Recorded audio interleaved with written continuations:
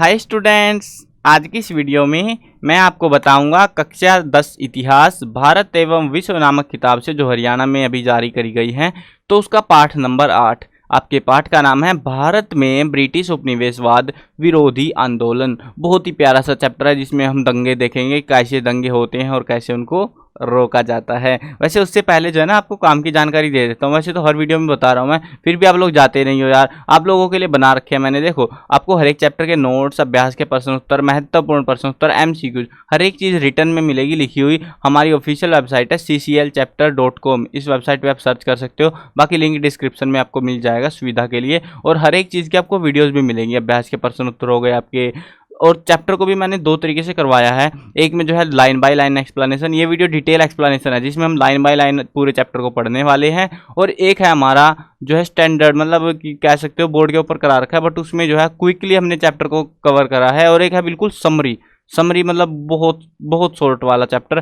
तो हर एक टाइप से मैंने चैप्टर को करा रखा है। डिटेल जितना छोटी वीडियो होगी उतनी डिटेल कम होती जाएंगी, तो वो आपको देखना है। आपको डिटेल चाहिए या फिर आपको जो है भैया बस पास होने का जुगाड़ चाहिए, तो आप उस हिसाब से कर सकते हो। मैंने सब कुछ आपको प्रोवाइड करा दिया है। अब शुरू करते हैं यहाँ पे चैप्टर को। चैप्टर में जो है हम क्या जानेंगे पहले वो समझते हैं। भारत में ब्रिटिश उपनिवेशवाद विरोधी आंदोलन। भारत को तो आप जानते ही हो, जहाँ पे हम लोग रह रहे हैं और इस वीडियो को देख रहे हैं।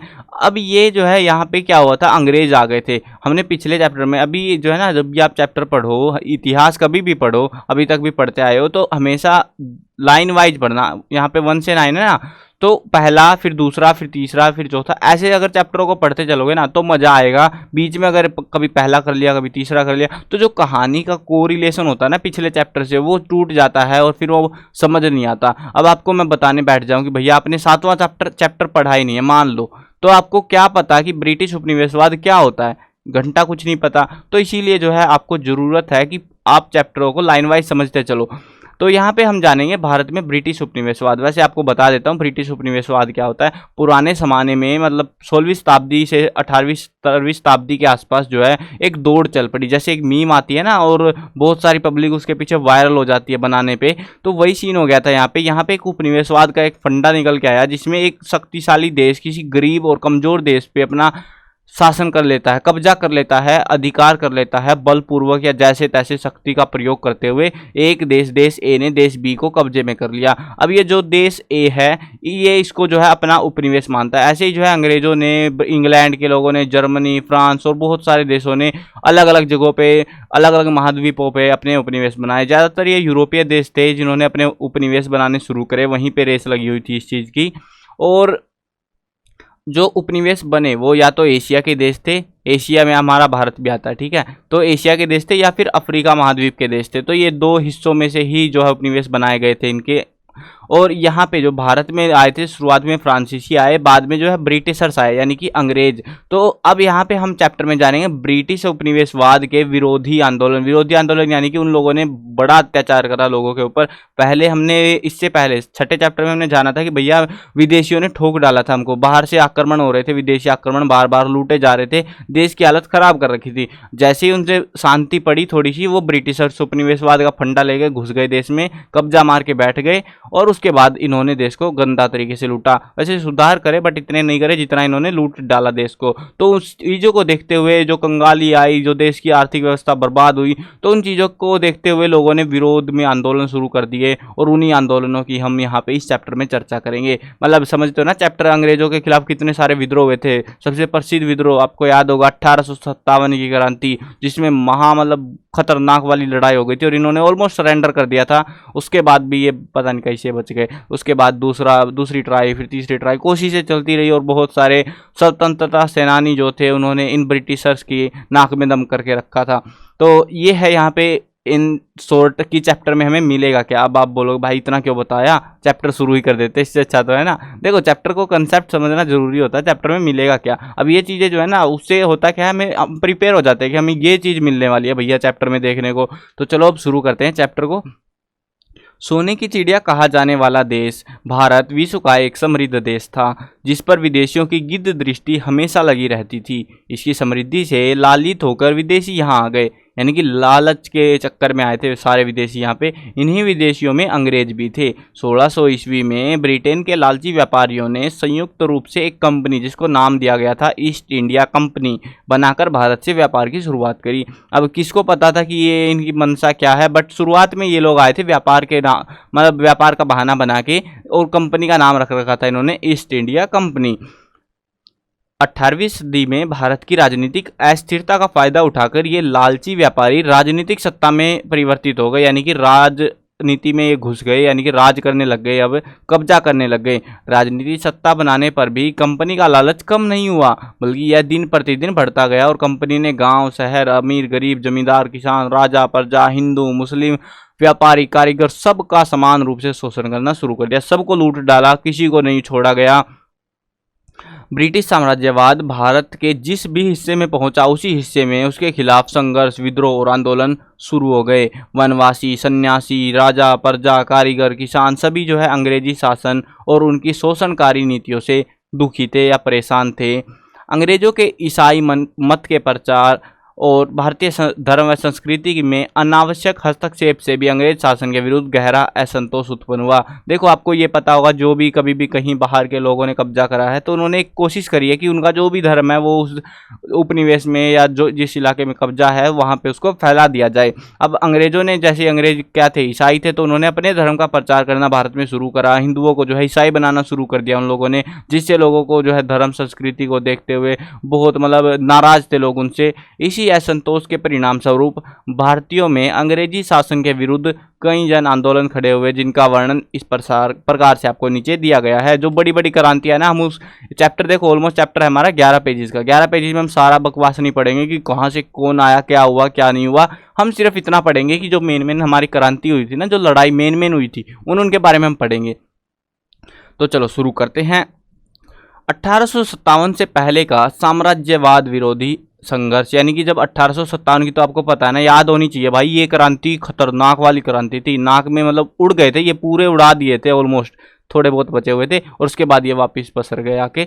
तो 1857 की क्रांति से पहले जो है ना, साम्राज्यवाद और उपनिवेशवाद एक ही शब्द है, वो आपको पिछले चैप्टर में भी बता दिया था अच्छे से बुक वालों ने। तो अभी जो है हम इसको आगे बढ़ाते हैं कि उससे पहले जो साम्राज्यवाद था, मतलब 1857 से पहले की बात है, सीधी बात है यार। तो उससे पहले जो आंदोलन हुए उनमें क्या क्या हुआ। 1757 में प्लासी का युद्ध हुआ था, 1764-65 में बक्सर का युद्ध हुआ। इन दोनों युद्धों को जीत लिया था अंग्रेजों ने। उसके बाद व्यापारिक सत्ता से राजनीति सत्ता बन गए, मतलब पहले व्यापारी हुआ करते थे। प्लासी का युद्ध जीता, बंगाल पे राज किया। 64-65 में बक्सर का युद्ध जीता, बिहार, बंगाल और उड़ीसा के क्षेत्रों पे इन्होंने राज करा। मतलब कि अगर हम भारत को इस तरीके से मैप, ऊपर वाला थोड़ा सा हिस्सा ऐसा कुछ करें, रुको, ऐसा नहीं बनेगा ये हमारा मैप। उस टाइम पे जो है ना, ऐसा था भारत, मतलब बांग्लादेश भी भारत में था ना। तो ये लोग जो है ना इधर से घुसे और बंगाल और ये यहाँ वाले हिस्से पे इन्होंने कब्जा करना शुरू करा था। तो आगे बढ़ते हैं। परंतु भारत, इसके बाद निरंतर अंग्रेजी साम्राज्यवाद का विस्तार हुआ, परंतु भारत में एक भी वर्ष तथा एक भी क्षेत्र ऐसा नहीं था जहां अंग्रेजी सत्ता और ब्रिटिश साम्राज्यवाद का विरोध नहीं हुआ हो। 1757 से 1857 के बीच लगभग सैकड़ों विद्रोह हुए। 1763 से 1800 के बीच में वंदे मातरम का रणनाद करते हुए सन्यासियों ने ब्रिटिश सत्ता के विरुद्ध संघर्ष किया। इस संघर्ष के बाद तो अपनी मातृभूमि को आक्रांताओं से मुक्त कराने के लिए आदिवासियों, जिसमें संथाल, आदिवासी प्रजातियां थी ये उस टाइम पे, तो संथाल, कोल, खासी, चुआर, अहोम, बुनकर, कारीगर, किसान, देसी राजाओं समझते हो ना, छोटी छोटी सल्तनतें थी, तो उनके राजा ने सबने जो है अंग्रेजी साम्राज्यवाद के विरुद्ध लंबा और सतत संघर्ष किया, जिसकी चरम परिपरिणति 1857 की महान राष्ट्रीय संघर्ष में हुई, जिसका सारा परिणाम जो है ना, हमको सारा जोर जो है 1857 की क्रांति में देखने को मिला, जब लोगों को बिल्कुल परेशान कर दिया गया। अब जानते हैं हमारी प्यारी क्रांति 1857 का महान स्वतंत्रता संघर्ष। अंग्रेजी कंपनी की शोषणकारी भू राजस्व नीतियों से किसान की हालत दयनीय हो गई। वहीं हस्तशिल्प उद्योगों के पतन से हस्तशिल्पी भी विनाश के कगार पर आ गए। हस्तशिल्प समझते हो ना, जो हाथों से कपड़े वपड़े बनाते या सामान बनाते थे ना, तो ये इंडस्ट्री आई थी ना, औद्योगिक क्रांति आई थी ब्रिटेन के अंदर, मतलब तो उससे जो है यूरोप के अंदर जो औद्योगिक क्रांति आई तो उससे जो है इन लोगों के काम धंधे बर्बाद हो गए जो हाथों से सामान बनाते थे। और क्योंकि बर्बाद क्यों हुए, क्योंकि वो महंगे होते थे, हाथों से बनाएंगे भैया, टाइम लगा रहे हैं, महंगे बिकेंगे वो। बट मशीनें आई, सस्ते में होने लगा सामान, तो सस्ते में वो बेचने लगे, जिससे इनके काम धंधे को, इनके सामान को कोई खरीदता नहीं था, तो बर्बाद हो गई है। वेलेजली, हेस्टिंग्स, डलहौजी की साम्राज्यवादी नीतियों के कारण, ये जो है कुछ आए थे वहाँ से अंग्रेजी लोग, उनके साम्राज्यवादी नीतियों के कारण से देशी शासकों की रियासतें छीन जाने से राजाओं और प्रजा में बेचैनी बढ़ने लगी। सेना में सैनिकों से भेदभाव किए जाने से, क्योंकि सेना में भी बहुत भेदभाव होता था, अंग्रेजी सेना की इज्जत होती थी, भारतीय सेना को लाते मारी जाती थी, तो उसके चलते भी उनके साथ बहुत भेदभाव किया जाता था, उनमें भी रोष पनपने लगा। ईसाई मत के प्रचार से और भारतीय धर्म व संस्कृति का उपहास करने से भारतीय जनमानस आहत हुआ। धन की निकासी से भारत कसमसाने लगा। इन सबके फलस्वरूप जीवित एवं स्वयं स्फूर्त राष्ट्र ने अंगड़ाई ली और 1857 में अंग्रेजी सत्ता की बेड़ियों से मुक्त होने के लिए सभी वर्ग, सभी धर्म के लोग, सभी क्षेत्रों से, सभी रंगों के, जातियों के लोगों ने मिलकर योजनाबद्ध ढंग से संगठित होकर 1 साल तक लगातार अंग्रेजी साम्राज्यवाद के विरुद्ध संघर्ष किया। यानी कि ये पूरा 1857 में उन्होंने लड़ाई बजा के रखी पूरी। यद्यपि भारत को आज़ादी नहीं मिली, फिर भी इस संघर्ष ने अंग्रेजी शासन की नींव हिला दी। अभी नींव तो हिलनी थी भैया, क्योंकि इतने सारी पब्लिक, पूरा भारत लगा हुआ था इसको, मतलब अंग्रेजों को उखाड़ फेंकने में। जब भारत की एकजुट हो गया पूरा भारत, तो उस टाइम पे समझ लो कि क्या होने वाला था। अंग्रेजों के बस का नहीं था टिकना, जिसके फलस्वरूप अंग्रेजों ने एक नीति डाली, भारत में फूट डालो और राज करो। यानी कि जो भी पूरा भारत जो इकट्ठा हो चुका था उसमें फूट डाल दी, और फूट डाल दी तो टूट जाएगा, तो फिर एक एक को जाके पीटेंगे घर घर, तो वो काम कर दिया इन्होंने, फूट डालो राज करो। ये नीति जो है लेकर आए कि नई नीति अपनाकर भारतीयों को आपस में बांट कर अगले 90 साल तक अपने शासन व शोषण को बनाए रखा। 90 साल तक फिर भी टिक गए इस नीति के चलते। कौन सी नीति थी? फूट डालो राज करो। भारतीयों ने भी 1857 की महान क्रांतिकारी मंगल पांडे, रानी लक्ष्मीबाई, तात्या टोपे, नाना साहेब, राव तुलाराम, कुंवर सिंह, राजा नाहर सिंह से प्रेरणा लेकर राष्ट्रीय संघर्ष को जारी रखा और विदेशी शासन को चैन की सांस नहीं लेने दी। यानी कि लड़ाइयाँ चलती रही, उसके बाद भी ऐसा नहीं था कि युद्ध खत्म तो शांति हो गई, नहीं भैया, क्योंकि युद्ध तो हार गए थे, तो अब वापिस बजाएंगे, शुरू करेंगे वापिस लड़ाई। 1857 से 1900 के बीच का संघर्ष की बात करते हैं। अब हम जो है ना आज़ादी, अंग्रेजों से आज़ाद होके जाएंगे इस चैप्टर में, मुझे लग रहा है, तो तब तक जितने भी दंगे हमने करे वो सारों का हमें पता लग जाएगा। उनके लिए तो दंगे ही थे, हमारे लिए हमारे आज़ादी स्वतंत्रता आंदोलन थे, बट अंग्रेजों के लिए वो दंगे थे। तो चलो देखते हैं। 1857 की महान राष्ट्रीय क्रांति की असफलता के बावजूद स्वतंत्रता की लड़ाई धीमी नहीं थमी, अपितु यह और जोरदार रूप से शुरू हो गई। 1857 से 1900 के बीच में पुनः भी वनवासियों, किसानों, धार्मिक संतों, शिल्पकारों ने संघर्ष जारी रखा और कई आंदोलन किए। 1859 से 1861 का नील विरोधी आंदोलन था। 1869 से 72 का कूका आंदोलन, ये तो भाई मैंने नहीं सुना, पहली बार, पता नहीं होगा कोई, चलो आगे जानने को मिल जाएगा इसके बारे में, कूका आंदोलन कौन सा था। 1899 से 1900 के बीच बिरसा मुंडा का विरोध प्रमुख थे। ये 3 का वर्ण जो हमें पढ़ने को मिलेगा। ये जो तीनों विद्रोह थे खतरनाक वाले थे, तीनों के बारे में जानते हैं। और ये नील वाला जो है ना, अच्छे से याद कर लेना, नील वाला जो है पेपरों में भी आ सकता है, ठीक है, बहुत मतलब दंगा वंगा हुआ था इसके चक्कर में। नील की यूरोप में विशेष मांग थी, इसीलिए लालची ब्रिटिश व्यापारियों व जमींदारों ने बंगाल में किसानों, क्योंकि बंगाल में इनका राज चल रहा था ना ज़्यादा, तो वैसे तो पूरे भारत में हो गया था इनका राज, बट बंगाल में ज़्यादा दबदबा था इनका, तो वहाँ के किसानों और उनके परिवारों पर घोर अत्याचार और उनसे जबरन नील की खेती करवाई गई, जिससे त्रस्त होकर बंगाल के गाँव के किसान इकट्ठा हो गए और उन्होंने नील हो यानी कि अंग्रेजी जमींदार जो थे उनके विरुद्ध जोरदार संघर्ष का बिगुल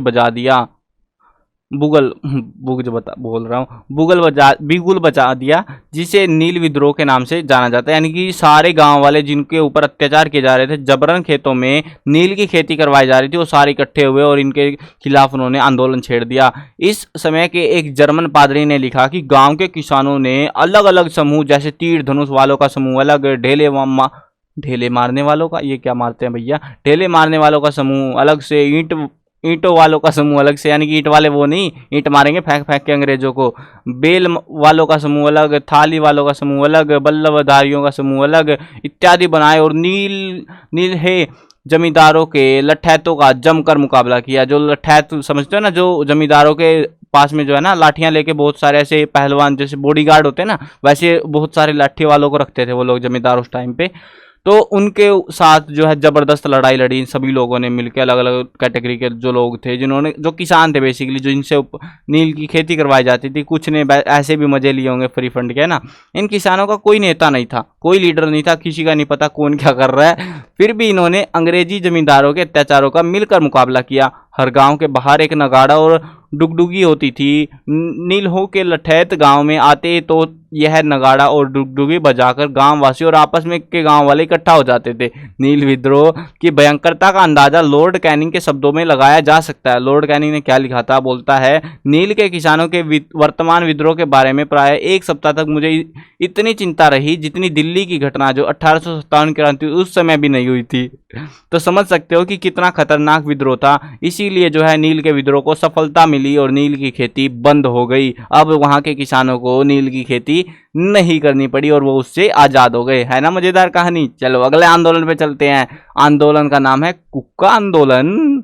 1869 से 1872 के बीच में 19वीं सदी के उत्तरार्ध में पंजाब में एक गुरु गोविंद सिंह जैसे आदर्श राजनीति शासन की स्थापना के प्रयास बालक सिंह नामक उदासी फकीर के शिष्य राम सिंह कुक्का, ओहो ये वो बंदा है क्या, इस बंदे ने शुरू करा होगा। राम सिंह कुक्का के नेतृत्व में इसका आंदोलन हुआ था। ये पूरा इसका बायोडाटा है, क्योंकि ये शिष्य था ना, फकीर वगैरह थे, तो अब यहाँ पे ये इनके गुरु के नाम बता रखे। राम सिंह जो है एक साधारण परिवार से संबंध रखने वाले व्यक्ति थे। उनके द्वारा स्थापित संप्रदाय कुका अथवा नामधारी सिक्के संप्रदाय कहलाया। इस संप्रदाय के लोग जोर जोर से कूक मारकर गाते थे, जैसे आदिवासी लोग करते हैं ना, कू कू, ऐसे लगे रहते थे वो, ऐसे चिल्ला चिल्ला के इशारे करते थे, वो बुलाते थे एक दूसरे को, शायद इसीलिए इनका नाम जो है कुक्का पड़ गया। इनके शिष्यों की संख्या तेजी से बढ़ी। राम सिंह ने खालसा को पुनर्जीवित करके अंग्रेजी साम्राज्यवाद को जड़ से उगाड़ फेंकने का निश्चय किया। उसने सारे पंजाब को 22 हिस्सों में बांटकर अलग अलग अधिकारी नियुक्त कर दिए। उनके शिष्य रात को तैयार होते, इकट्ठे होते, साधारण वेशभूषा और सीधी पग बांधते, रस्सी गले में बांधते और लाठी लेकर चलते। गोहत्या के विरुद्ध उन्होंने जबरदस्त अभियान चलाया। पंजाब के तीर्थ स्थलों के आसपास मौजूद बूचड़खानों को नष्ट करने में उन्होंने मुख्य भूमिका निभाई। कुको का पहला संघर्ष अंग्रेजों से 1869 में फिरोजपुर में हुआ था। इसका उद्देश्य अंग्रेजी सत्ता को उखाड़ फेंकना था। 1872 में कुका आंदोलन मलोद, पटियाला और कोटला में भी फैल गया। इसे दबाने का कार्य लुधियाना डिप्टी कमिश्नर कोदान को दिया गया था। अब कोदान क्या करेगा जब इतनी पब्लिक आई हुई है।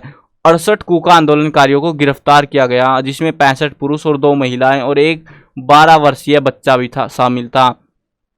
कोदान ने 49 कुकों को तोप से उड़ा दिया। भाई साहब क्या बेरहमी कर दिया, इसने तोप से मार दिया बंदों को, तथा बाकी को अदालत में मुकदमा चलाकर मृत्यु दंड दे दिया। मतलब इन जितने बंदे थे ना, ये पकड़ के लाया था 68 आंदोलनकारियों को, तो इनको सारों को ही मार डाला बेसिकली। शहीदों में बिशन सिंह, बरियाम सिंह के किस्से प्रसिद्ध हैं। राम सिंह को गिरफ्तार करके रंगून जेल भेज दिया गया। रंगून जेल प्रसिद्ध जेल थी उस टाइम की।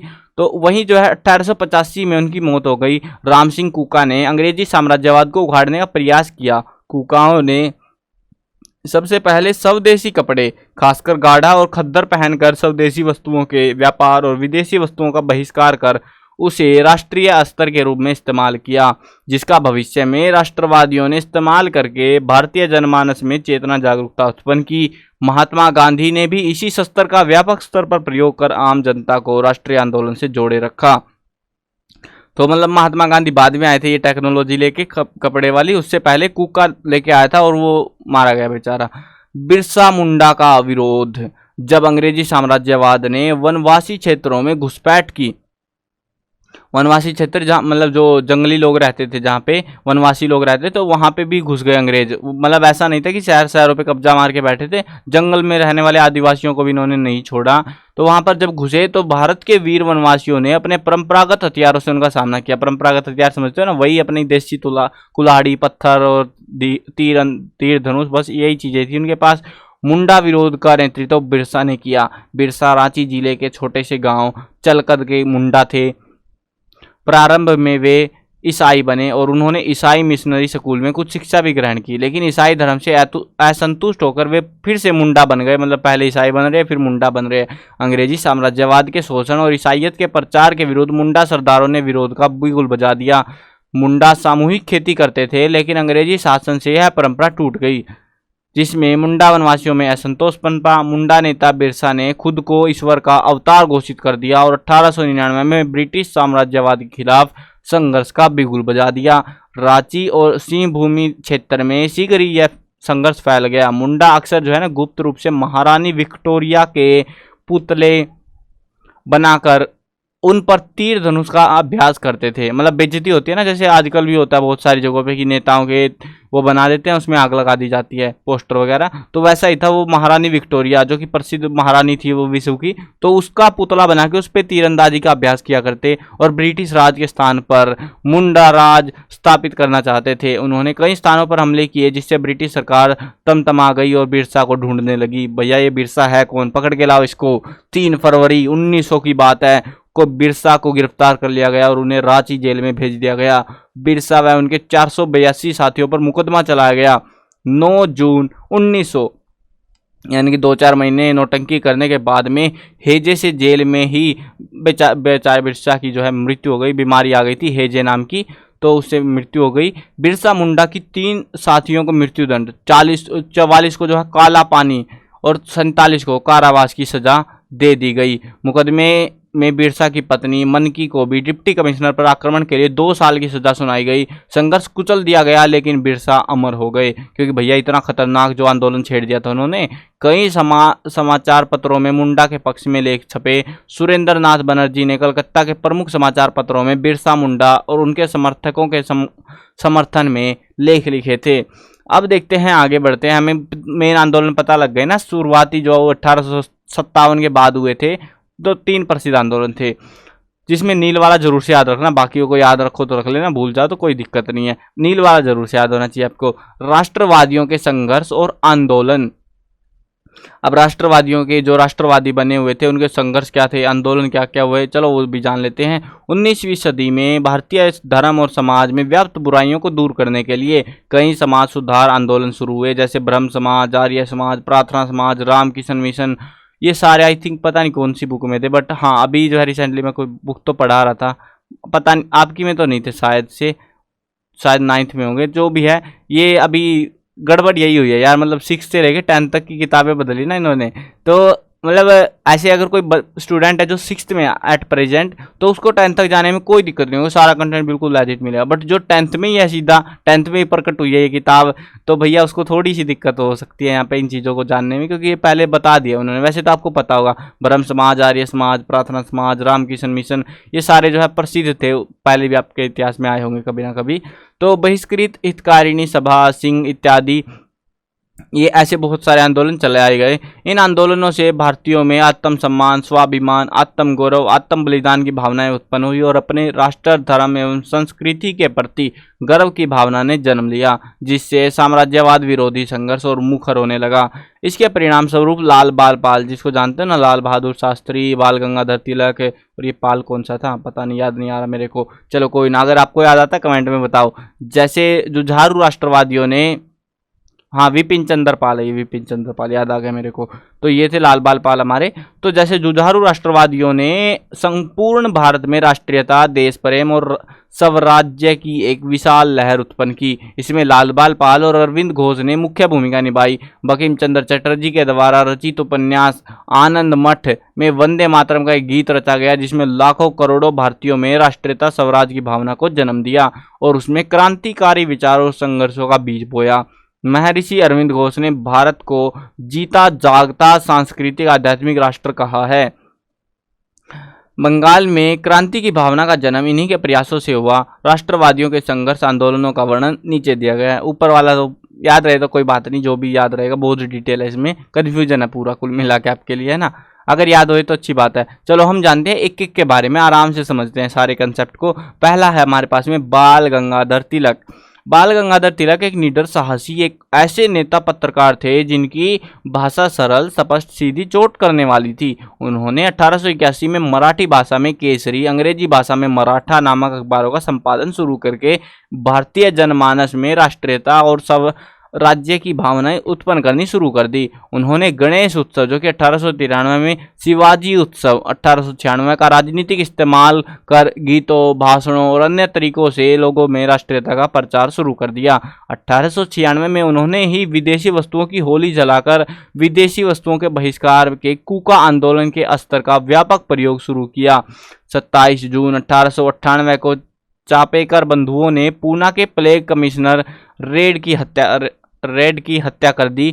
रेड की हत्या को लेकर तिलक पर आरोप लगाया गया कि उन्होंने ये साजिश की तथा तिलक द्वारा अपने भाषण में शिवाजी द्वारा अफजल की हत्या का गुणगान करने को ही रेड की हत्या के लिए प्रेरक बताया गया और उन पर राजद्रोह के मुकदमे चलाए गए।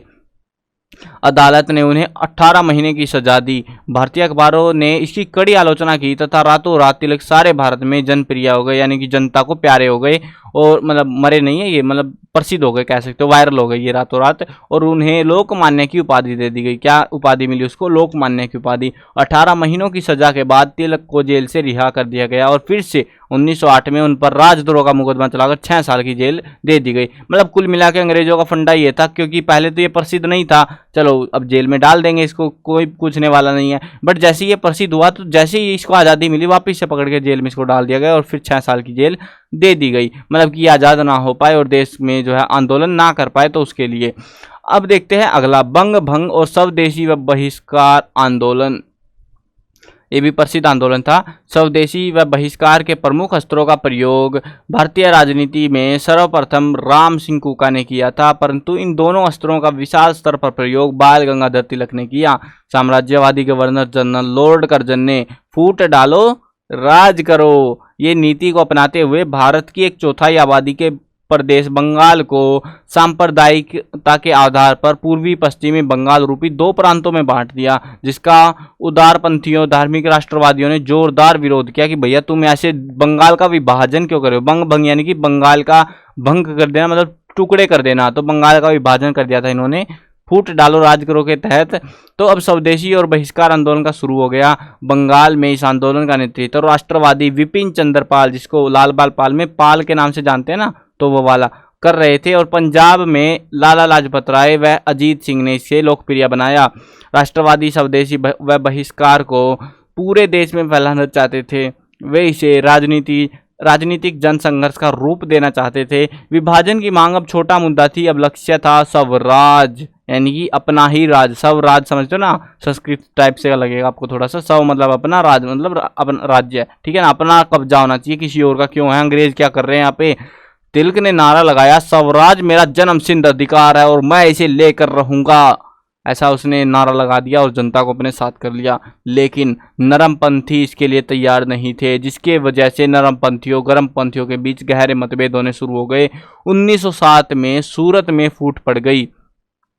सूरत एक जगह, तो वहां पे भी फूट पड़ गई। गर्मपंथी स्वदेशी और बहिष्कार आंदोलन को केवल विदेशी कपड़े के ही बहिष्कार नहीं है, अपितु सरकारी विद्यालयों, अदालतों, नौकरियों, सब कुछ की उपाधियों के बहिष्कार को इसमें शामिल करना चाहते थे। और सरकारी संस्थानों के स्थान पर राष्ट्रीय संस्थान, अंग्रेजी शिक्षा के स्थान पर राष्ट्रीय शिक्षा, सरकारी अदालतों के स्थान पर देशी पंचायतों के स्तर पर लेकर आना चाहते थे उसको।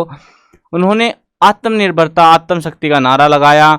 अंततः ब्रिटिश सरकार झुकी और विभाजन का मुद्दा रद्द कर दिया गया, यानी कि विभाजन होने से बच गया। राष्ट्रीयता के वेग से घबराकर अंग्रेजों ने सांप्रदायिकता का जहर मुस्लिम लीग की स्थापना एवं मिंटो मार्ले एक्ट के माध्यम से फैलाने का निर्णय किया। मतलब फूट तो डालनी है, उधर नहीं डली कहीं और डाल देंगे, उधर वाले भड़क गए तो कोई बात नहीं। और वो भी ऐसे तो सरेंडर करने वाले थे नहीं अंग्रेज। काफ़ी कोशिशें करी होंगी, जब लगा कि भैया काम गड़बड़ा सकता है तो इन्होंने मान दिया कि भैया चलो हम विभाजन नहीं कर रहे हैं। उसके बाद इन्होंने दूसरा फंडा लगा लिया, मिंटो मार्ले एक्ट। चलो आगे बढ़ते हैं। होम रूल आंदोलन। अब ये आंदोलन कौन सा था, चलो जानते हैं। संघर्षशील लोकमान्य तिलक 6 साल की सजा, उसको सजा दे दी थी ना 6 साल की, 6 साल की सजा काटकर 1914 में भारत पहुंचे और तब पहला विश्व युद्ध हो गया। 1914 से 18 के बीच में जो हुआ था तो वो हो चुका था। अब तिलक ने अनुभव किया कि भारतीय राष्ट्रीय आंदोलन निराशा से घिरा हुआ है। उन्होंने इसमें फिर से उत्साह और जोश भरने का संकल्प लिया और होम रूल लीग का गठन करके एनी बेसेंट से मिलकर होम रूल आंदोलन चला दिया। शीघ्र ही होम रूल आंदोलन महाराष्ट्र, कर्नाटक, मध्य प्रदेश, मद्रास, मुंबई, उत्तर प्रदेश में तेजी से फैलना शुरू हो गया। काफी गिरफ्तारियां दी गई। होम रूल आंदोलन ने युवाओं को अपने साथ जोड़ा और राष्ट्रीय आंदोलन का विस्तार बड़े शहरों से छोटे कस्बों और कहीं कहीं तो गांव तक भी कर दिया गया। होम रूल आंदोलन की सबसे बड़ी उपलब्धि यह रही कि इसमें भावी राष्ट्रीय आंदोलन के लिए जुझारू योद्धाओं का एक विशाल संगठन तैयार हो गया। विश्व युद्ध की समाप्ति तक आज़ादी की लड़ाई की एक ऐसी पीढ़ी तैयार हो गई जिसने भारतीय भविष्य में राष्ट्रीय संघर्ष को जुझारू और संघर्षशील बनाया।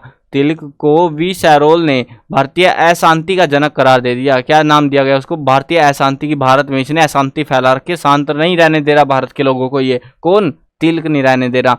वास्तव में तिलक ने भारतीय राष्ट्रीय आंदोलन को व्यापक और जुझारू बनाया और देश में आत्मसम्मान और आत्मगौरव की भावना को प्रबल दिया। अब अंग्रेज थे यार, अंग्रेजों को तो यही था ना कि हमें भड़का रहा हमारे खिलाफ ये पब्लिक को, तो ऐसे कैसे भड़का लेगा। क्रांतिकारी आंदोलनों के बारे में जानते हैं। क्रांतिकारी आंदोलन 1894 से 1947, यानी कि ये वो आंदोलन थे जिससे देश आज़ाद हो गया, तो उन्हीं के बारे में डिस्कस करेंगे। विवेकानंद, दयानंद के विचारों से प्रभावित होकर तथा तिलक व अरविंद घोष से प्रेरणा लेकर भारत में क्रांतिकारी आंदोलनों का जन्म हुआ और अंग्रेजों को भारत से खदेड़ने के लिए ये क्रांतिकारी जान की बाजी लगाने में विश्वास रखते थे। आत्म बलिदान, आत्म त्याग इनकी रग रग में था। बम, हत्याएं, गोलीबारी के द्वारा अंग्रेजों का अंकित करके भारत की पूर्ण स्वतंत्रता इनका लक्ष्य था। क्रांतिकारी गतिविधियों का वर्णन निम्न प्रकार से हम कर सकते हैं। पहला था हमारे पास में चापेकर बंधुओं द्वारा क्रांतिकारी घटना। 1857 में पूना में प्लेग फैल गया। अब ये एक बीमारी आ गई थी पूना के अंदर, प्लेग नाम की, तो वो फैल गई। प्लेग से निपटने के लिए रेड नामक अंग्रेज को प्लेग कमिश्नर नियुक्त किया गया और इसको प्लेग का कमिश्नर बना दिया, रेड को, जिसकी हत्या हो गई थी ना। तो इस अंग्रेज ने पूना के लोगों के घरों और मंदिरों में रोक टोक प्रवेश कर आम जनता में असंतोष उत्पन्न कर दिया। यानी कि वो कोई नहीं, मतलब ऐसे किसी से नहीं पूछ रहा कहाँ जा रहा है, क्या कर रहा है, ऐसे अपनी मर्जी मनमानी चलाने लग गया था।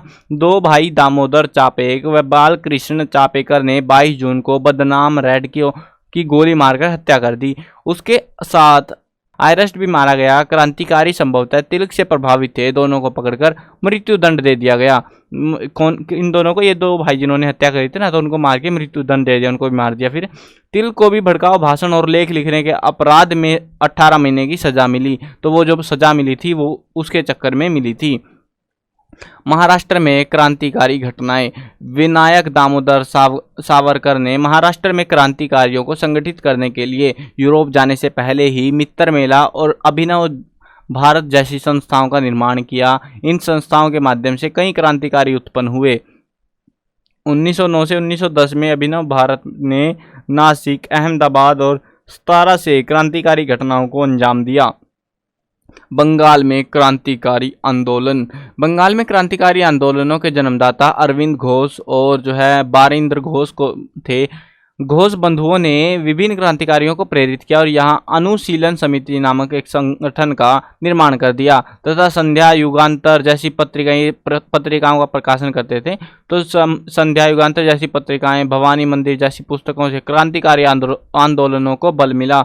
1908 में खुदीराम बोस व प्रफुल्ल चाकी ने मुजफ्फरपुर के न्यायाधीश किंग्सफोर्ड को मारने के उद्देश्य से उसकी बग्गी पर बम फेंका, जिसमें 2 महिलाओं की मृत्यु हो गई। यानी कि वहाँ मुजफ्फरपुर का जो न्यायाधीश था ना, जिसका नाम था किंग्सफोर्ड, तो उसको मारने के लिए बम फेंक दिया उनको। वहाँ पे 2 महिलाएं थी तो उनकी मौत हो गई उसके चलते। चाकी ने आत्महत्या कर ली।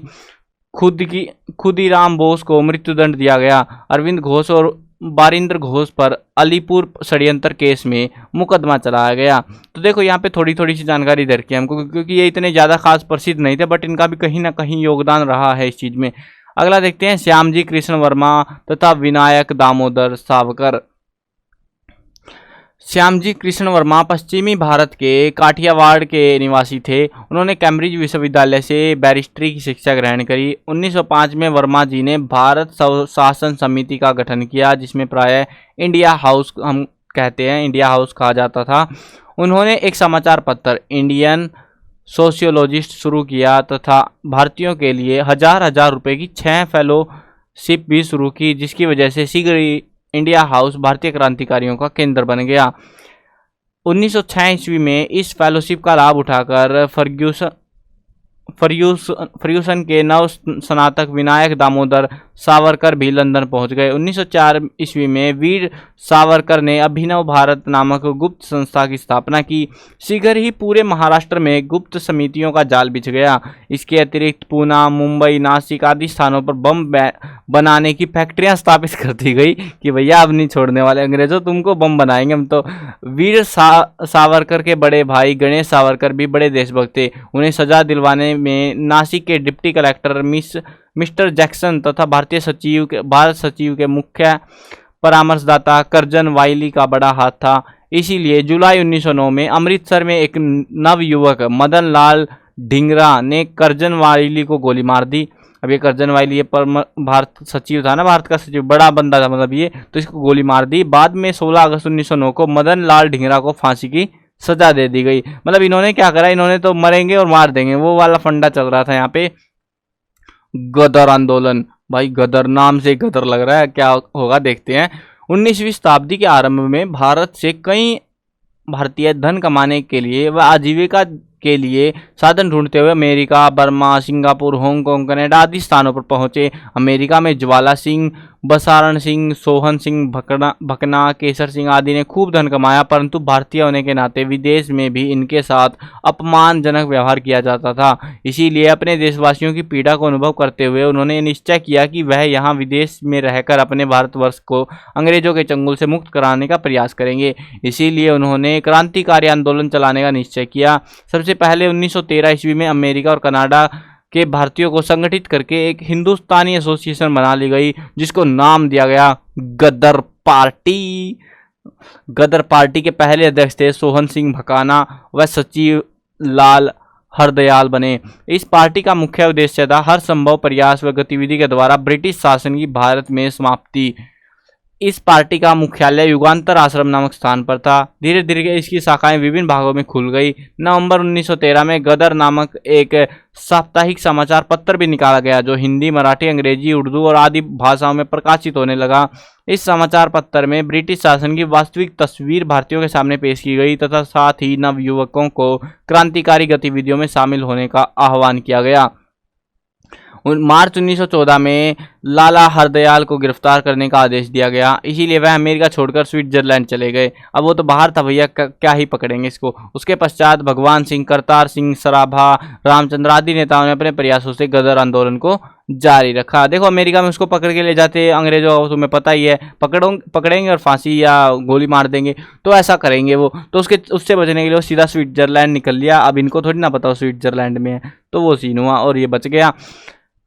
क्या नाम है यार ये, कामागाटा मारू घटना, बड़ी खतरनाक घटना है।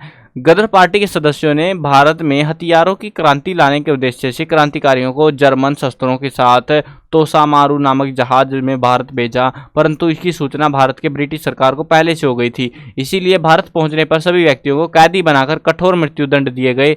कठोर मृत्युदंड क्या था, मृत्युदंड ही था बस, वो बेरहमी से हत्या करी गई उनकी और क्या। इसी समय कनाडा की सरकार ने भारतीयों पर अनेक अनुचित प्रतिबंध लगा रखे थे। इसीलिए इन भारतीयों के सहयोग के लिए सिंगापुर के एक धनी भारतीय बाबा गुरदत्त सिंह ने कामागाटा मारू जहाज में, ये जहाज का नाम था, बड़ा खतरनाक जहाज का नाम था यार, जहाज में जो है 350 भारतीयों को लेकर कनाडा के लिए प्रस्थान किया। 23 मई 1914 को जब यह जहाज कनाडा की बंदरगाह वैंकूवर पहुंचा तो कनाडा की सरकार ने इन्हें यहां उतरने की अनुमति नहीं दी। उसके बाद यह जहाज भारत के लिए रवाना हो गया, परंतु जब ब्रिटिश सरकार को पता चला तो कलकत्ता पहुंचते ही सरकार ने बलपूर्वक इन यात्रियों को पंजाब में भेजने का प्रयास किया कि देखो उतर कहाँ रहा है ये, कलकत्ता में, और भेज जिसको पंजाब रहे हैं इन लोगों को। कुछ यात्रियों ने बलपूर्वक कलकत्ता में प्रवेश करने की कोशिश की तो सरकार ने उन पर गोली चला दी। कामागाटा मारू के निर्दोष व्यक्तियों पर गोली चलाए जाने के कारण भारतीयों में ब्रिटिश शासन के प्रति काफी रोष उत्पन्न हुआ। लोग नाराज हो गए, भाई ऐसे कैसे, मतलब ऐसे लोगों को तुम बेफालतू में भी मारे जा रहे हो। काकोरी की घटना, 1919 के जलियांवाला बाग हत्याकांड और असहयोग आंदोलन के स्थगन के बाद भारत के क्रांतिकारी संगठित होना शुरू हो गए। इसके जो नेता थे वो थे राम प्रसाद बिस्मिल, योगेश चंद्र चटर्जी, सचिंद्र नाथ सान्याल, चंद्रशेखर आजाद और सुरेश चंद्र भट्टाचार्य। अक्टूबर 1924 में इन क्रांतिकारी युवकों का कानपुर में एक सम्मेलन हुआ और नाम रखा गया वहाँ पे हिंदुस्तान रिपब्लिकन एसोसिएशन। तो इस जो एक सभा थी उसका गठन किया गया। इसका उद्देश्य सशस्त्र क्रांति के माध्यम से औपनिवेशिक सत्ता को उखाड़ फेंकना था। देखो अभी तक हम जो भी पढ़ते आ रहे हैं, वैसे तो नाम हम बहुत सारे आ चुके हैं ना, याद रहेंगे नहीं, मेन मैं बता दूंगा, इंपॉर्टेंट क्वेश्चन बनेंगे, अभ्यास के पढ़ेंगे, मैं बताता जाऊंगा सारी चीज़ें, बट फिलहाल हम सिर्फ चैप्टर समझ रहे हैं। नाम बहुत सारे आ रहे हैं, मेरे को पता है भैया, याद नहीं रहने वाले। देखो सिंपल बात यह है, आपको सिर्फ एक फंडा समझना है कि ये लोग कर क्या रहे हैं, ठीक है, कुल मिला के क्या कर रहे हैं। या तो जो मतलब भारतीय है वो उसको गोली मार रहा है अंग्रेजी अफसर को और उसके बाद उसको मृत्युदंड मिल रहा है, या फिर ये लोग, इनका सभी का एक ही मकसद था कि जो भी औपनिवेशिक सत्ता यहाँ पे बैठी हुई है, यानी कि अंग्रेज जो बैठे हुए हैं यहाँ पे राज करके, इनको उखाड़ फेंको देश से, अपना अधिकार करना है, सबका एक ही मकसद था। और बार बार वो पैसा लगा रहे हैं, अंधा पैसा लगा रहे हैं, क्रांतियाँ कर रहे हैं, सब कुछ चला पड़ा है उसके चक्कर में, सिर्फ देश आज़ाद कराने के लिए। संघर्ष करने, प्रचार करने, नौजवानों को अपने दल में मिलाने, प्रशिक्षित करने और हथियार जुटाने के लिए धन की जरूरत थी। इस उद्देश्य के लिए इस संगठन के 10 व्यक्तियों ने पंडित राम प्रसाद बिस्मिल के नेतृत्व में 9 अगस्त 1925 को लखनऊ के पास एक गांव काकोरी में ट्रेन को रोककर खजाना लूट लिया। भाई पैसा तो चाहिए, पैसे बिना कुछ ना क्रांति चलनी, कुछ नहीं चलना। तो इन्होंने रेल रोकी खजाने से भरी हुई और उसको रोक के लूट लिया। अब लूट लिया तो खजाना है, पैसा पैसा ही पैसा, क्या दिक्कत। सरकार इस घटना से बहुत कुपित हुई और भारी संख्या में युवकों को गिरफ्तार किया गया। नाराज हो गई कि भैया तुमने ऐसे कैसे लूट लिया, हमारी सरकारी रेल थी। उन पर मुकदमा चलाया गया। पंडित राम प्रसाद बिस्मिल, रोशन सिंह, राजेंद्र लाहड़ी व अशफाक उल्ला खां को फांसी की सजा दे दी गई। 4 को आजीवन कारावास देकर अंडमान भेज दिया गया। 17 अन्य लोगों को लंबी सजाएं सुनाई गई। तो मतलब कुल मिला के उन्होंने एक घोर अपराध करा था जिसकी सजा उनको सुनाई गई और कुछ बहुत सारे को मृत्यु दंड दिया गया, कुछ को आजीवन कारावास, बहुत सारी तकलीफदायक जिंदगी, अगर जिंदगी बची, या फिर उनको मार दिया। तो ये उनको खतरनाक सजाएं दी गई थी। साइमन कमीशन का विरोध 1928 में 7 सदस्य थे, सभी अंग्रेज वाला एक कमीशन भारत आया जिसका प्रधान सर था जॉन साइमन, इसीलिए इसको साइमन कमीशन के नाम से जानते हैं। इस कमीशन का संपूर्ण भारत में विरोध हुआ। साइमन वापिस जाओ, इस नारे से जो है सारा भारत गूंज उठा। 30 अक्टूबर 1928 को लाहौर में साइमन कमीशन का विरोध करते हुए लाला लाजपत राय पर बर्बर लाठीचार्ज से उसकी मौत हो गई। मतलब कि लाला लाजपत राय के ऊपर जो है ना वो क्या थी, लाठियां मारी गई, लाठीचार्ज हो गया और उसमें उसकी मौत हो गई। लाला लाजपत राय प्रसिद्ध नेता थे ना ये तो। अब राजगुरु और भगत सिंह ने सैंडर्स को गोली मारकर मौत के घाट उतार दिया। भैया ये ज़्यादा फुदक रहे थे, इसको जो है गोली मार दी गई तथा लाला लाजपत राय की मौत का बदला ले लिया गया। भैया तुमने ऐसे चल कर कैसे दिया, उनको गोली मार के उनकी हत्या कर दी। भगत सिंह, राजगुरु और सुखदेव की शहादत।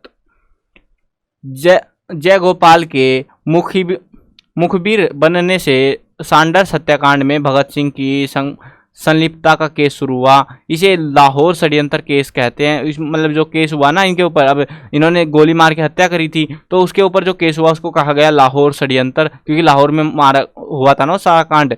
तो इसके बाद उन्हें लाहौर पेश किया गया। कुल मिलाकर 16 क्रांतिकारियों के विरुद्ध मुकदमा चलाया गया। जनता में लोकप्रिय हो गए। जो अब तक क्रांतिकारियों की निंदा करते थे अब वे भी प्रशंसा करने लग गए थे। 10 जुलाई 1929 को सैंडर्स हत्याकांड का मुकदमा चला। 24 क्रांतिकारियों पर अभियोग चलाया गया। 6 फरार थे, 3 को छोड़ दिया गया और 7 सरकारी गवाह बन गए। शेष 8 पर मुकदमा चला। मतलब गवाह तो चाहिए थे ना ऐसे मजे लेने के लिए, तो इनको छोड़ने के बहाने ऐसे लालच दे दिया होगा कुछ, तो उनको गवाह बना लिया। यह मुकदमा मजिस्ट्रेट के पास से हटकर 3 जजों के एक ट्रिब्यूनल के सामने आया। 7 अक्टूबर 1930 को स्पेशल ट्रिब्यूनल ने भगत सिंह और उसके साथियों को मौत की सजा सुना दी, क्योंकि तुमने हमारे अफसर को मारा है तो जिंदा रहने का कोई अधिकार नहीं, तुमको मौत की सजा सुना दी। फांसी की सजा रोकने के लिए पूरे देश में प्रदर्शन हुए। 23 मार्च 1931 को शाम 7 बजे इन तीनों को फांसी लगा दी गई और इनको जो है इन्होंने अपने जीवन का यहाँ पे बलिदान दे दिया। जनता के विरोध के डर से सतलुज के किनारे इनका अंतिम संस्कार कर दिया गया। चंद्रशेखर आजाद ने क्रांतिकारी गतिविधियां जारी रखी। पुलिस ने उनके साथियों को पकड़ लिया पर उनकी ब्रिटिश साम्राज्य के विरुद्ध लड़ाई जारी रही। बाद में जो है इलाहाबाद के अल्फ्रेड पार्क में लड़ते हुए वो भी जो है वीरगति को प्राप्त हो गए। मतलब उनकी भी शायद हत्या कर दी होगी, अंग्रेजों ने मार दिया होगा। आज़ाद हिंद फौज, ये प्रसिद्ध है, ये भी याद कर लेना, ये अच्छे से याद रखना। आज़ाद हिंद फौज बहुत अहम योगदान था आज़ाद हिंद फौज का, तो ये पेपर में आ सकते हैं। 1938 ईस्वी में कांग्रेस के अध्यक्ष चुने गए सुभाष चंद्र बोस 1939 में गांधी जी से के उम्मीदवार के विरुद्ध कांग्रेस अध्यक्ष चुने गए। बाद में वे देश छोड़कर पेशावर, मास्को के बर्लिन जा पहुंचे, जहां हिटलर के दाहिने हाथ रिबेनट्रोप ने उनका स्वागत किया। तो ये जो है ना एक कहानी सी भी है, मतलब इसके बारे में, जो हिटलर से जब ये मिलने गए थे तो बताया जाता है कि हिटलर ने जो है ना अपने जैसे मतलब सेम टू सेम दिखने वाले बंदों को भेजा पहले देखने के लिए, तो उसने जो है फिर भी उसके इतने बंदों के बावजूद भी हिटलर को पहचान लिया था उनमें से भी कि हिटलर कौन सा है। सुभाष चंद्र बोस ने जो है रास बिहारी बोस से मिलकर आज़ाद हिंद फौज का पुनर्गठन किया। नेताजी ने जो है दिल्ली चलो ये नारा दिया। फौज ने अराकान, कोहिमा और इम्फाल के संघर्ष किया। इसी दौरान एक बड़ी घटना घटी। 18 अगस्त 1945 को एक हवाई जहाज दुर्घटना में माना जाता है कि सुभाष चंद्र बोस की मृत्यु हो गई। यद्यपि उसकी मौत की पुष्टि अभी तक भी मान्य नहीं है, क्या पता अभी भी वो जिंदा हो। अरे अभी तक कैसे जिंदा होंगे भाई, बूढ़ा होके मर गया होगा। चलो कोई ना, फिर भी माना जाता है, अभी तक कुछ पक्का पता नहीं चला कि उसके साथ क्या हुआ, क्योंकि वो जहाज मिला, ना उसकी मौत मिली ना उसकी लाश मिली, कुछ नहीं मिला, पता नहीं चला क्या हुआ क्या नहीं हुआ। 18 अगस्त को जहाज में बैठ के जा रहा था भैया बेचारा आराम से। आज़ाद हिंद फौज एक संगठन के रूप में अद्वितीय थी। सुभाष चंद्र बोस और उनकी आज़ाद हिंद फौज के वीर लक्षण कार्यों का भारतीय जनता पर गहरा प्रभाव पड़ा। ब्रिटिश सरकार ने आज़ाद हिंद फौज के कुछ अफसरों के विरुद्ध विश्वासघात के आरोप में मुकदमा चलाने की घोषणा की, तो विरोध की लहर सारे देश में फैल गई। सारे देश में विशाल प्रदर्शन हुए, अधिकारियों को रिहा करने की निरंतर मांग की गई। सरदार गुरबख्श सिंह ढिल्लों, प्रेम सहगल और शाहनवाज के ऊपर ब्रिटिश शासन ने राजद्रोह का मुकदमा चलाया, तो संपूर्ण राष्ट्र ने आंदोलन भड़क उठे। कोर्ट मार्शल का मुकदमा लाल किले पर चलाया गया। उनकी रिहाई की जोरदार आवाज लगभग सभी दलों ने उठाई। दिल्ली चलो ये जो नारा था राष्ट्रीय गान के साथ साथ जय हिंद सारे देश में लोकप्रिय हो गए। ब्रिटिश हुकूमत को एहसास हो चुका था कि यदि भारत का सशस्त्र दमन करने की चेष्टा की गई तो अब भारतीय जवान उनका साथ ना देकर बगावत कर देंगे। जो अपनी सेना में लगा रखे थे ना उन्होंने भारत के लोगों को, तो वो बगावत कर देंगे। हथियार भी है, सब कुछ है, चलाने भी आते हैं, तो भैया उड़ा देंगे ये तुमको। तो इसीलिए जो है ये मामले को वहीं पे शांत करना सही समझा इन्होंने। शाही नौसेना का संघर्ष। आज़ाद हिंद फौज के आंदोलन का प्रभाव राष्ट्रीय आंदोलन पर और सेना पर भी पड़ा। सन 1946 में सेना में असंतति और शाही नौसेना का संघर्ष अत्यंत महत्वपूर्ण घटनाएं थी जिन्होंने ब्रिटिश शासन की नींव हिला दी। देखो हमें अभी तक जो है ना, आपको एग्जैक्टली अगर नहीं पता हो, अभी पढ़ रहे हो आप इतिहास को, हमें जो है अभी तक ये नहीं बताया गया था कि बाद में क्या हुआ। मतलब महात्मा गांधी ने सब बहुत कुछ करा, बट उसके अलावा भी बहुत सारे ऐसे आंदोलन थे जो देश में चल रहे थे। देखो यहाँ पे पूरे चैप्टर में आपको कहीं महात्मा गांधी मिला? पूरे में कहीं नहीं मिला। क्यों नहीं मिला? क्योंकि भैया देखो अकेला महात्मा गांधी नहीं था, बाकी भी बहुत सारे लोग थे जिन्होंने योगदान दिया था अपना देश को आज़ाद कराने के लिए, तो उनके लिए भी जरूरी था कि उनके बारे में भी हमको पता हो। तो यहाँ पे देखो अभी नौसेना का हमें कभी नहीं, मैंने अभी तक मतलब ऑलमोस्ट सारी किताबें पढ़ी हैं, बट मुझे कहीं ऐसा नहीं मिला देखने को स्कूलों की किताबों में कि भैया नौसेना का संघर्ष करा हो या ऐसा कुछ। तो अभी जो है एग्जैक्ट जो डाटा है हमें दिखाया जा रहा है। बढ़िया बात करिए वैसे तो, कि हमें और ज़्यादा जानने को मिल रहा है हमारे वास्तविक इतिहास के बारे में। अब यहाँ पे देखते हैं, कहानी में शुरू करते हैं, आगे बढ़ते हैं। जिन्होंने ब्रिटिश सरकार की नींव हिला दी। जनवरी 1946 को हवाई सैनिकों ने मुंबई में हड़ताल कर दी। उनकी मांग ये थी कि हवाई सेना में अंग्रेजों भारतीयों में भेदभाव को दूर किया जाए। भारतीयों में चेतना आ चुकी थी और वे हर क्षेत्र में बराबरी की मांग करते जा रहे थे। इसके बाद नौसेना का संघर्ष शुरू हो गया। दूसरे महायुद्ध से पहले, दूसरा महायुद्ध हुआ था ना इसी दौरान, इसी के टाइम के आसपास तो हुआ था। दूसरे महायुद्ध से पहले भारतीय समुद्र तट की रक्षा करने वाले जंगी जहाज़ों को ब्रिटिश नौसेना से अलग करके रॉयल इंडियन नेवी का गठन किया गया। क्या नाम दिया गया इसको? Royal Indian navy. इसके नाविक छोटे अफसर भारतीय थे, लेकिन अधिकांश बड़े अफसर अंग्रेज थे। मतलब छोटे अफसर बना दिए वो भारत के थे, और बड़े अफसर जो मेन थे, जो आदेश आएंगे वो अंग्रेजों के आएंगे। नौसेना के भारतीय सैनिकों को वे सैनिक सुविधाएं नहीं दी जाती थी जो ब्रिटिश नौसैनिकों को दी जाती थी। फरवरी 1946 में तलवार नामक जहाज पर, एक जहाज का नाम है तलवार नामक जहाज पर सैनिकों ने आंदोलन कर दिया। इनके नारे थे जय हिंद, इंकलाब जिंदाबाद, ऐसे जो है नारे लगाए गए। और ये आगे सरक जा भैया पेज तू। हिंदू मुस्लिम एक हो, ब्रिटिश साम्राज्यवाद मुर्दाबाद, ब्रिटिश साम्राज्यवाद का नाश हो।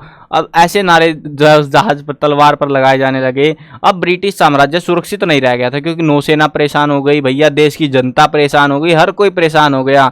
इस प्रकार आज़ाद हिंद फौज और नौसेना के आंदोलनों ने देश की आज़ादी में महत्वपूर्ण भूमिका अदा की थी। अब देखते हैं, आगे बढ़ते हैं। अहिंसावादी आंदोलन। अभी तक हम शांति से मामला कर रहे थे भैया। मैंने क्या कह दिया कि भैया गांधी जी की बातें नहीं होंगी तो बाकियों को जान ले। अब हमने बाकियों को जान लिया है, उन्होंने ये करा, लेकिन महात्मा गांधी जिन्होंने इतना कुछ करा तो उनके बारे में भी थोड़ा सा जान लेते हैं, ज़्यादा नहीं, ठीक ठाक सा जान लेते हैं। गांधी जी के द्वारा देश के राष्ट्रीय आंदोलन की बागडोर संभालना एक महत्वपूर्ण घटना थी जिसके दूरगामी परिणाम निकले।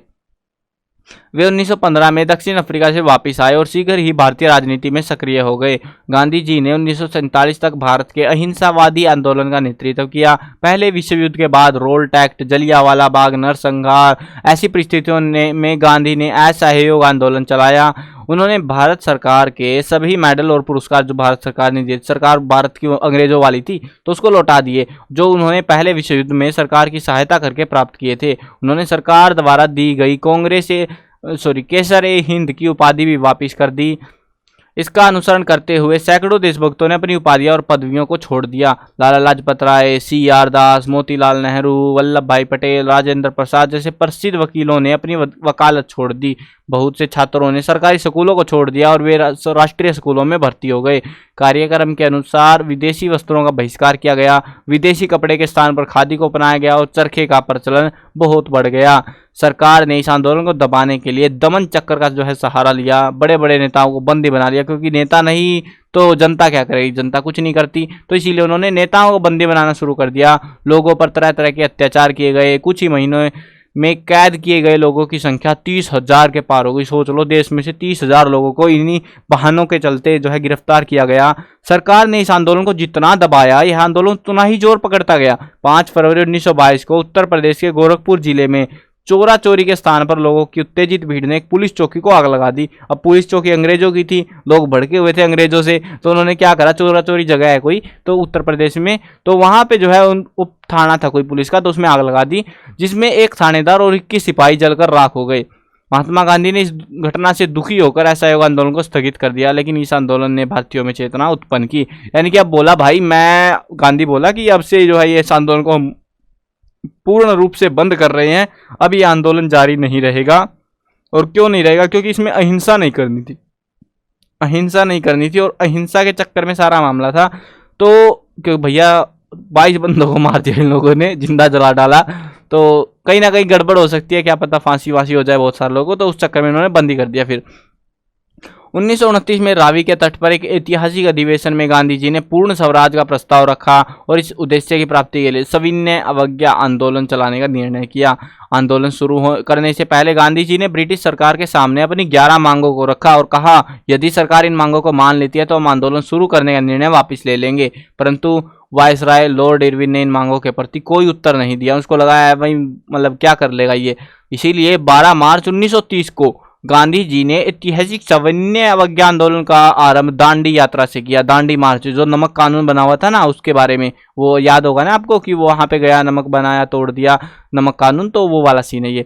तो आरंभ में गांधी जी के साथ 78 अनुयायियों ने भाग लिया, परंतु धीरे धीरे रास्ते में सैकड़ों लोगों ने उनका समर्थन दिया। 24 दिन के पश्चात 6 अप्रैल 1930 को गांधी ने दांडी पहुंचकर समंदर के पानी से नमक तैयार करके सविनय अवज्ञा आंदोलन शुरू कर दिया। यह आंदोलन बहुत तेजी से देश में फैल गया, क्योंकि जनता जुड़ चुकी थी गांधी के साथ में। जनता ने इसके प्रति बहुत उत्साह दिखाया। प्रत्येक संभव स्थान पर नमक बनाया गया और अन्य कानूनों का भी उल्लंघन किया गया। मतलब सरकारी जितने कानून थे ना, उनका कोई नहीं मानेगा, कानून तोड़ फेंको, कानून की कोई इज्जत नहीं रहेगी। तो ऐसा मतलब ये आंदोलन शुरू किया गया था। ब्रिटिश सरकार को मजबूर होकर 5 मार्च 1931 को गांधी इरविन समझौता करना पड़ा। अब ये गांधी ने जो मांगे करी थी वो मांगे मान ली गई थी और एक समझौता हुआ, गांधी इरविन समझौता कहते हैं उसको हम। समझौते के अनुसार गांधी जी दूसरे गोलमेज सम्मेलन में भाग लेने के लिए लंदन गए। ये समझौते के अनुसार उनका हिस्सेदारी थी, गोलमेज सम्मेलन होता था लंदन के अंदर, तो वहां पर भारतीयों को जाने की अनुमति नहीं थी। बट पहली बार जो है ये गांधी जी गए थे, दूसरा गोलमेज सम्मेलन था, तो उसमें जो है लंदन पहुंचे और निराश होकर आंदोलन फिर से आरंभ करने की घोषणा कर दी। नाराज हो गए, बेइज्जती हो गई होगी वहां पे। सरकार ने कांग्रेसी नेताओं को गिरफ्तार करके कांग्रेस को गैर कानूनी संस्था घोषित कर दिया कि इलीगल है ये जो है लीगल तरीके से काम नहीं कर रही है, तो इसको गैर कानूनी कर दिया। अब नेताओं को गिरफ्तार कर लिया गया।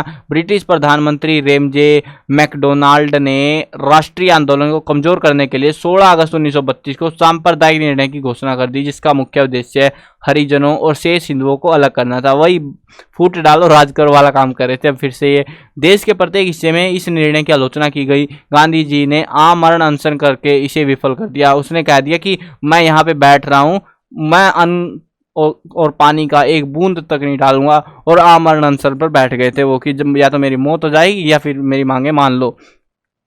ब्रिटिश सरकार के व्यवहार से तंग आकर जो है इसको जो है ये जो भी कर रहे थे इसको तो विफल कर दिया। अब ब्रिटिश सरकार के व्यवहार से तंग आकर कांग्रेस ने 8 अगस्त 1942 को बम्बई अधिवेशन में भारत छोड़ो आंदोलन का प्रस्ताव पास कर दिया कि भैया एक आंदोलन चालू किया गया जिसका था भारत छोड़ो, अंग्रेजों भारत छोड़ो। भारत छोड़ो आंदोलन के प्रस्ताव के पास होने के अगले दिन ही कांग्रेस के मुख्य नेता गांधी जी, जवाहरलाल नेहरू, सरदार पटेल, अबुल कलाम आजाद, राजेंद्र प्रसाद, पट्टाभी सीतारामैया आदि जो नेताओं हैं उनको बंदी बना लिया गया। अब देखो कुल मिला के अंग्रेजों का मकसद क्या था? 1600 के आसपास आए, उनको अपना उपनिवेश बनाना था, भारत को अपना घर बना के बैठे थे, वो तो कब्जा लूटने की जगह बना रखी थी। अब यहाँ पे इन्होंने सीधा कह दिया भारत छोड़ के निकल लो तुम बस, तो बंदी बनाएंगे, बेइज्जती हो जाएगी, नहीं तो ऐसे कैसे छोड़ के चले जाए भैया, इतने सालों से बैठे हुए हम यहाँ पे कब्जा मार के। इस राष्ट्रव्यापी आंदोलनों में वकील, अध्यापक, व्यापारी, डॉक्टर, पत्रकार, मजदूर, विद्यार्थी, स्त्रियों ने बढ़ चढ़कर भाग लिया। विभिन्न नगरों में सभाएं की गई और जुलूस निकाले गए। लगभग एक सप्ताह के लिए कामकाज पूरी तरीके से बंद हो गया। कांग्रेस को एक बार फिर गैर कानूनी संस्था जो है घोषित कर दिया गया कि मतलब बीच में छोड़ दिया था, माफी मिल गई थी, फिर से गैर कानूनी बना दिया उसको।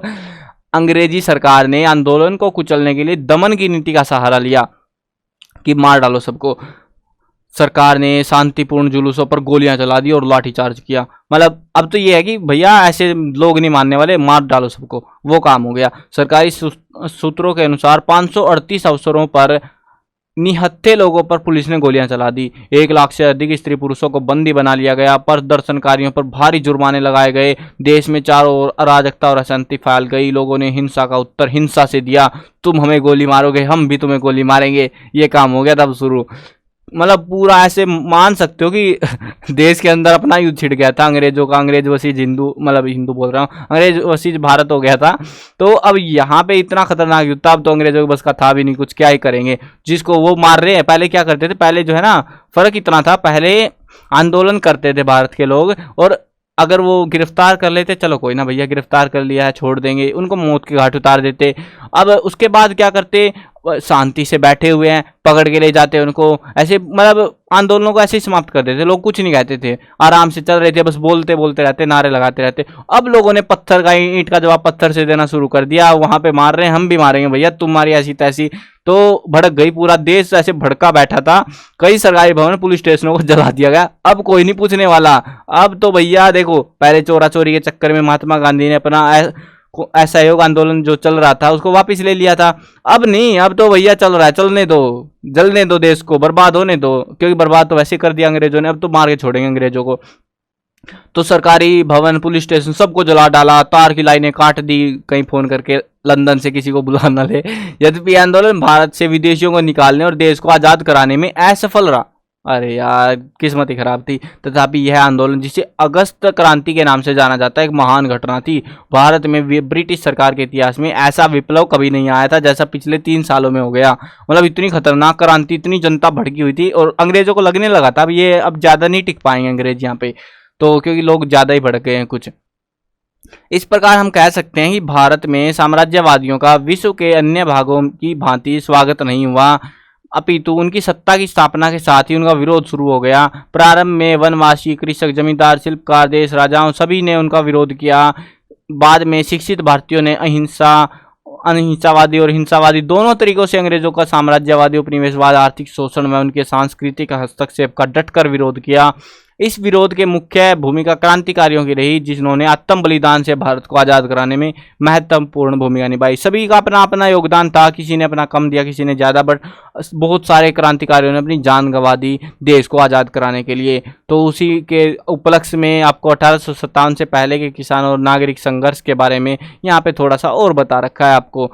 देखो कोल का संघर्ष, आंदोलन हुए थे, कोल बुद्धो भगत थे, उसके लीडर नेताओं के नाम लिख रखे। कूका का तो पता आपको, भगत जवाहर मल, खोड़, चक्कर बिश्नोई, मुंडा, बिरसा मुंडा, सन्यासी, गिरी संप्रदाय, पालीगरो, काटावरमन, भील, दशरथ, ऐसे बहुत सारे हैं यहाँ पे भी है। ये इनका जो है ना साथ में साल दे रखा है कि इस साल हुआ, इस साल, ये पूरा साल बता रखा है आपको, और साथ में क्षेत्र कहाँ कहाँ ये आंदोलन जो है किए गए थे। उसके अलावा जो है 1857 का एक परिचय अगर हम दें आपको, तो यहाँ पे प्रमुख नेता बता रखे हैं, और वो केंद्र जहाँ से उन्होंने वो दंगे शुरू करवाए थे। दिल्ली से थे बहादुर शाह और बख्तकां, लखनऊ से बेगम हजरत महल, इलाहाबाद से लियात अली, झांसी ग्वालियर से रानी लक्ष्मीबाई और ग्वालियर से तात्या टोपे, कानपुर से नाना साहेब, रेवाड़ी से राम तुलाराम, कासन गांव से जो है अलबेल सिंह जियाराम, झज्जर से जो है नवाब अब्दुल रहमान खां, बल्लभगढ़ से राजा नाहर सिंह। तो ये जो है ना इसमें से आपको मेन से याद कर लेने हैं, ऐसा नहीं है छोड़ के मत भग जाना इनको। वैसे तो मैं एमसीक्यूज वगैरह में डाल दूंगा जो मेन होंगे हमारे। मेन में हमारा आता है, देखो एक तो बेगम हजरत महल आता है, रानी लक्ष्मीबाई, तात्या टोपे, नाना साहेब, उसके अलावा हमारा आता है, हाँ चलो ये 3 तो आपको याद कर लेने, ठीक है ना। राव तुलाराम भी कर लो याद।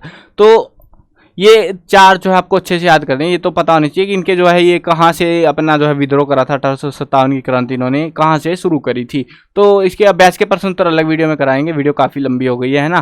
तो चलो मज़ा तो आ गया होगा ना, लास्ट में तो यार मज़ा ही बांध दिया, मतलब देश भड़क गया था पूरा। अब उसी के चक्कर में अब अंग्रेजों से टिका नहीं गया, तो देश तो आज़ाद कर भागना तो पड़ेगा उनको। अब ज़्यादा टिक नहीं पाए, 2-4 साल में निकलना ही पड़ा उनको। तो ये था आपका पूरा चैप्टर। आई होप मज़ा भी आया होगा, समझ में भी आया होगा। अगर छोटी वीडियोस देखनी है तो छोटी भी देख सकते हो। बाकी जो है अभ्यास के प्रश्न उत्तर, ये सारी चीज़ आपको वीडियोस की फॉर्म में मिल जाएंगी। प्लेलिस्ट में जाके देखो यार, बहुत सारा कर दिया मैंने आपके लिए प्रोवाइड कंटेंट। चलो अब खत्म करते हैं वीडियो को। मैं कवर करने वाला हूँ क्लास 1 से लेकर 12th तक सभी सब्जेक्ट की वीडियोस, हिंदी मीडियम और इंग्लिश मीडियम दोनों में होने वाली है। तो सब्सक्राइब करो, साथ में घंटी दबाओ, ताकि कोई भी अपडेट आए आपको बिल्कुल टाइम से मिल जाए।